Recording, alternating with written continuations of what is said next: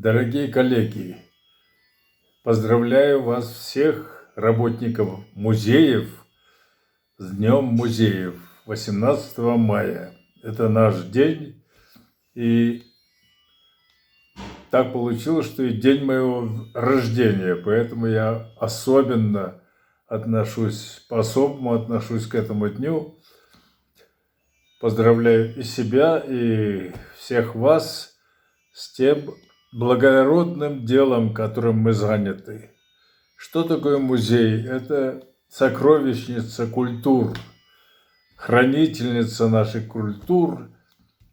И наш центр сближения культур как раз этим и занимается, чтобы сближать те культуры мира, которые за десятилетия, за тысячелетия успели развиться, но и разойтись друг от друга на значительное расстояние, и теперь надо их обязательно сближать. А сближать можно только знанием истоков. Когда мы были вместе, когда мы разошлись, потом снова соединились. И вот этим занимается как раз наш Центр сближения культур. Он работает под эгидой ЮНЕСКО и Министерства культуры и спорта Казахстана. Желаем вам всем плодотворной творческой работы и нашему центру, безусловно, того же.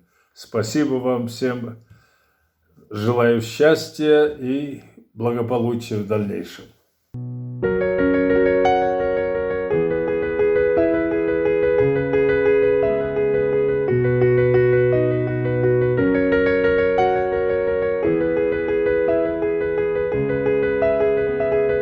Центр сближения культур под эгидой ЮНЕСКО присоединяется к акции «Ночь в музее» и представляет видеоэкскурсию, посвященную Международному дню музеев.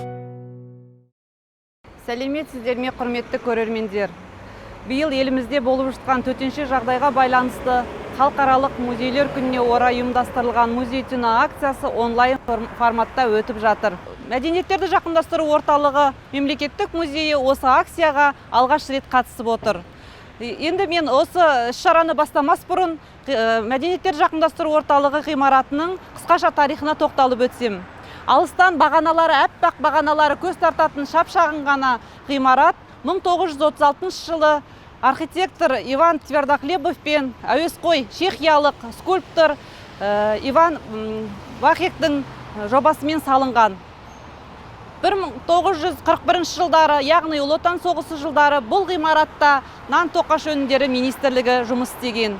1978 жылдан бастап бұл ғимаратты Республикалық кітап музейіне берілген. Республикалық кітап музейі 1978 жылдан бастап 2015 жылға дейін осы шап-шағын Алматы қаласының қақ төрінде орналасқан ғимаратта өз қызметін жалғастырды. 2016 жылы бұл ғимаратты мәдениеттерді жақындастыру орталығына берілді. Бұл ғимарат республикалық маңызы бар тарихи мәдени ескерткіштер реестріне кірген. Іргетасы қаланғалы бері ғимарат халыққа қызмет етіп келеді.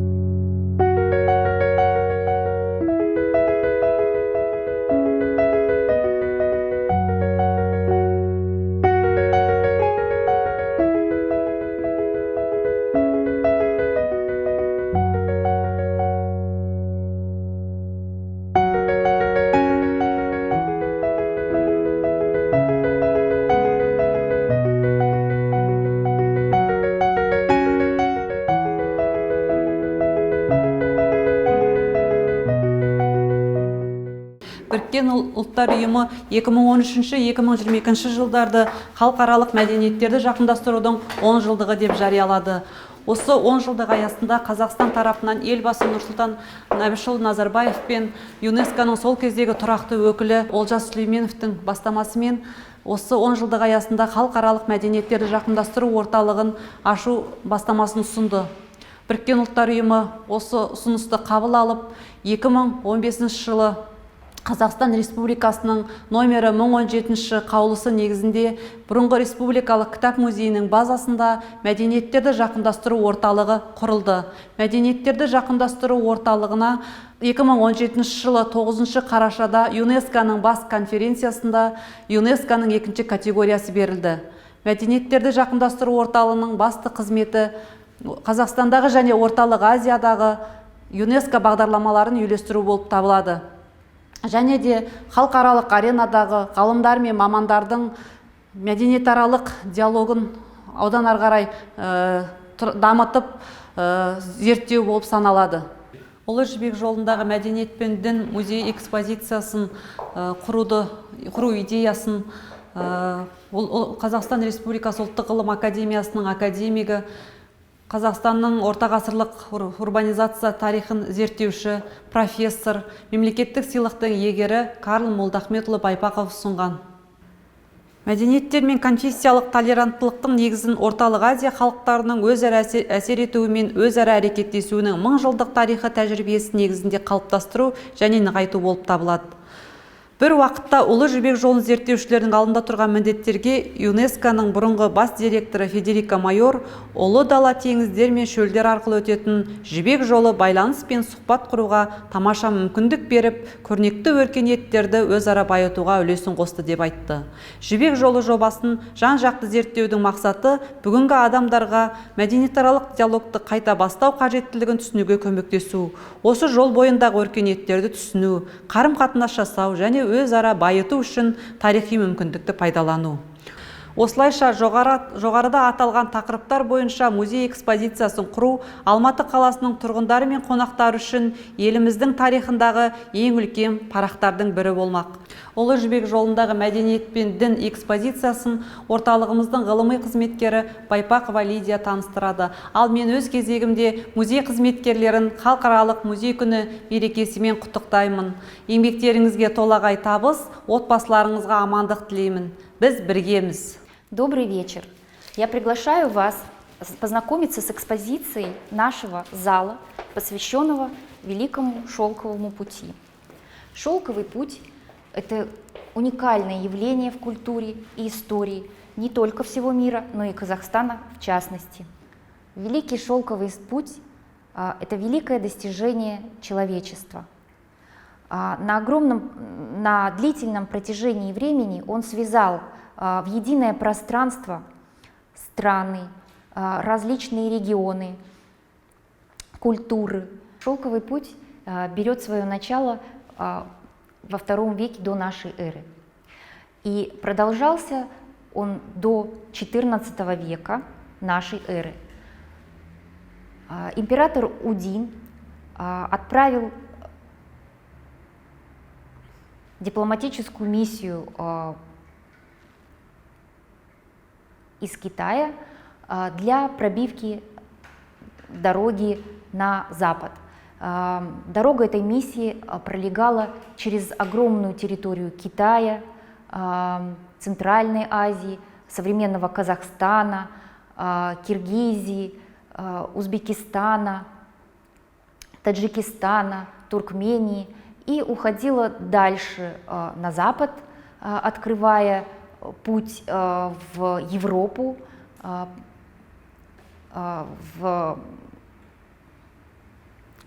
на Ближний Восток.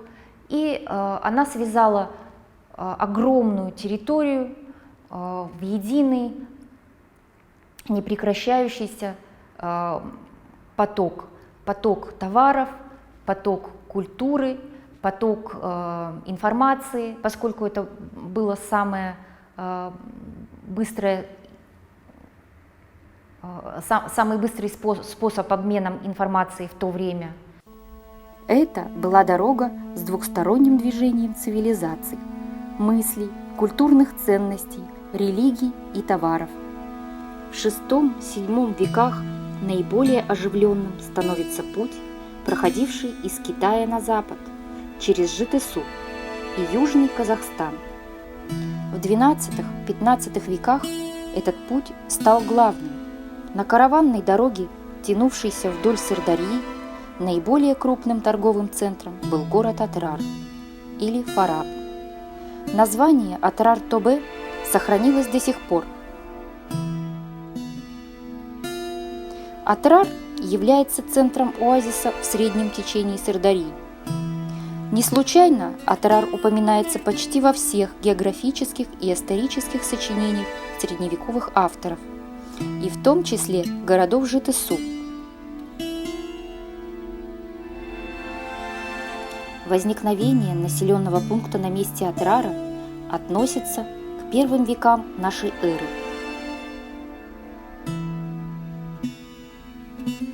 Высокого уровня развития достигли ремесла.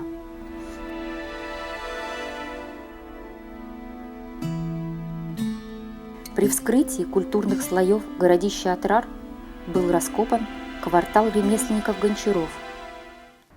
В музее представлена в большом количестве керамика из Атрара и Атрарского оазиса.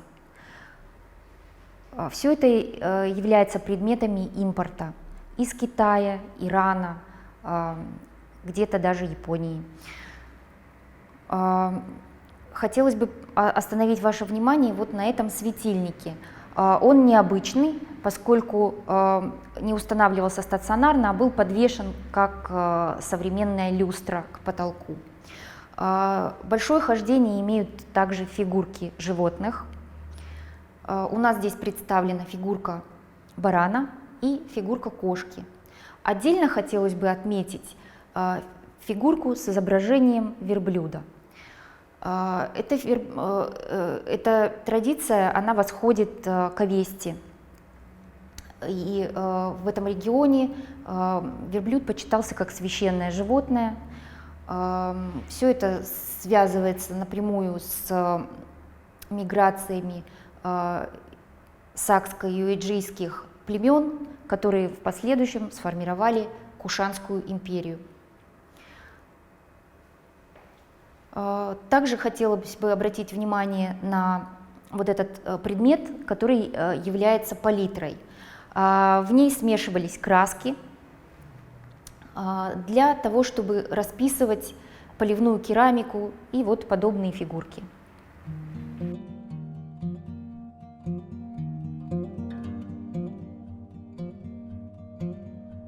Керамика, используемая в быту, из Атрарского оазиса. Датируется она разным временем, период в основном от IX до XII века. Вот эти предметы были найдены на раскопках городища Талхир. Город был основан в VIII веке, и в X-XI был пик его развития. Территория города на этот момент составляла 28 гектар.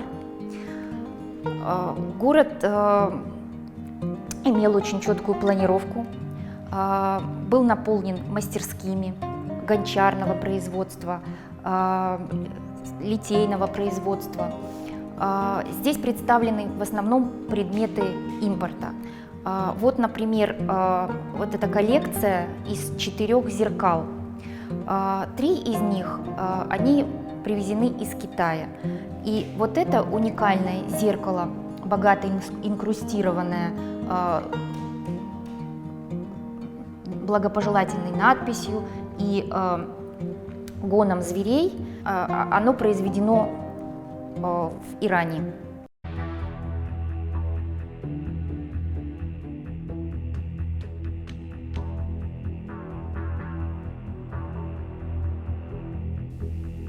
Город Каилык, городище Антоновское, известно в источниках XI-XII веков как столица карлукских ханов, самостоятельное владение тюрков-карлуков в каганате караханидов.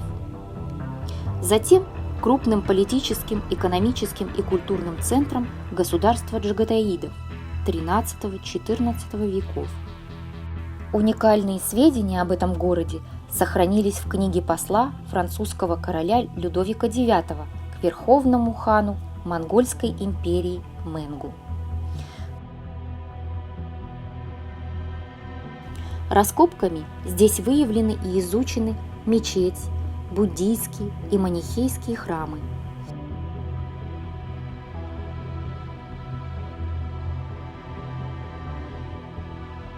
Мирное существование здесь ислама, буддизма, христианства, манихейства свидетельствуют о традициях толерантности, издревле присущей Казахстану.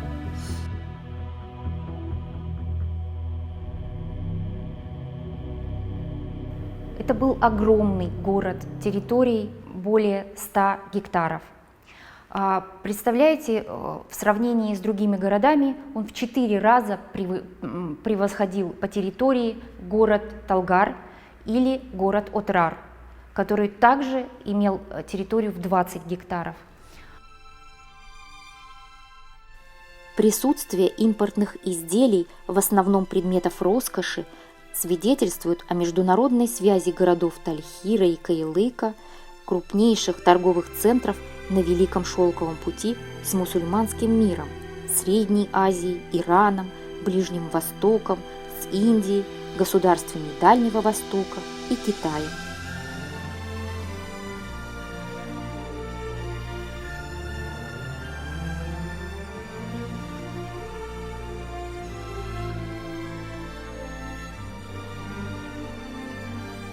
В коллекции нашего музея есть поистине уникальный экспонат. Это не какие-то золотые изделия, это вещь действительно редкая. И она редкая не только для Казахстана, не только для Центральной Азии, она редкая для всего мира. Это шахматы. Шахматы, найденные в средневековом городе. Недалеко от Алматы, в восточном направлении, в 20 километрах, есть средневековое городище Тальхис. И во время археологических исследований этого городища в жилом доме были найдены 8 фигурок шахмат. Шахматы появляются еще в античное время в Индии и известны как игра чатуранга. Но эта игра была для 4 человек. И где-то в VI веке индийский принц дарит эту игру правителю Ирана Хасрову. И в Иране эта игра уже приобретает почти современные формы. То есть там шахматная доска 8 на 8, и фигурки уже похожи на те фигурки, которые имеем мы в современных шахматах. Но название немного изменяется. В иранском транскрибировании это чатранг. Позднее, когда арабы завоюют Персию, и эта игра распространится на весь мусульманский мир, она получит арабское звучание шатранж. И через Испанию эта игра попадет в Западную Европу и приобретет уже те самые формы, какие мы знаем как современные шахматы. 8 фигурок, они не похожи на те фигурки, которые в современных шахматах. Дело в том, что в раннее мусульманское время было запрещено изображение живых существ, и поэтому все эти фигуры приобрели стилизованные формы. Вот крупная фигура, это, по всей вероятности, или ферзь, или король. Фигуры, которые здесь более мелкие, вот, это, по всей вероятности, изображение слона и коня. И 4 фигуры, они, видимо, представляют пешки. Они выполнены, по всей вероятности, на токарном станке. Мы встречаем такие шахматные фигуры и выполненные в камне, в нефрите, или выполненные в фарфоре. Но формы эти, несмотря на материал, несмотря на многие годы, форма практически у чатуранга сохранена. Случайно или не случайно то, что находка сделана именно здесь, у нас на трассе Великого Шелкового пути. Талхиз – это известнейший город, упоминаемый во многих средневековых источниках. И именно здесь пересекались и торговые, и различные пути, по которым распространялась и религия, и различные товары, и различные изобретения, в том числе такое изобретение, как шахматы. Нам известно, что в Центральной Азии в средние века, начиная вот действительно с проникновения с VI-VII века и кончая XV веком, шахматы здесь имели очень широкое хождение. И известны многие игроки в шахматы. Они не просто игроки, они были авторы шахматных этюдов. И эти шахматные этюды дошли до нашего времени. Имена их: Абу Наим аль-Хадвим, он родился в Средней Азии, он был и игрок в шатранж, и автор трактата о шахматах. Также уроженец Средней Азии Зайрам Катай. Он также известен как автор шахматных трактатов. Шахматы – это величайшее изобретение человечества. Это интеллектуальная игра, которая объединяет культуры народов. Это не только спортивное состязание, это предмет искусства, предмет культуры.